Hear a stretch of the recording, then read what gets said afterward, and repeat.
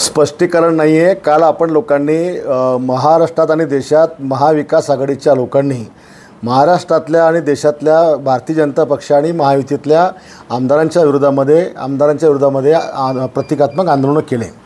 त्यामध्ये आपण मला प्रश्न विचारला की आपल्या मतदारसंघात सुद्धा आपलं बॉक्सिंग मारतानाचं एक प्रतिकात्मक आंदोलन केलं.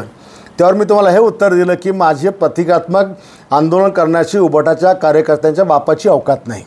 उबाटाच्या कार्यकर्त्यांच्या बापाची औलाद नाही, हे माझे शब्द आहेत. तुम्ही डायरेक्ट बाळासाहेबांचं नाव करून टाकलं. एवढा कुठे शब्दाचा विपर्यास करत असतात का?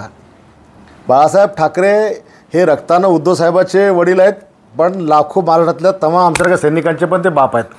त्याच्यामुळे त्यांचा तर विशेष कधी जीवनात येऊ शकत नाही. आम्हाला शिकवणच बाळासाहेबांची आहे.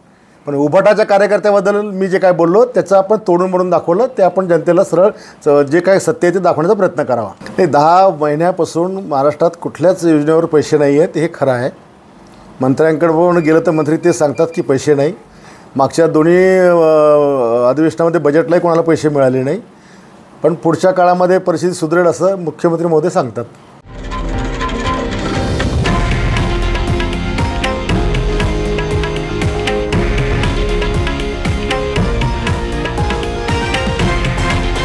हे आहे देशातील नंबर 1 न्यूज नेटवर्क आणि आपण पाहत आहात TV9 मराठी, एकमेव.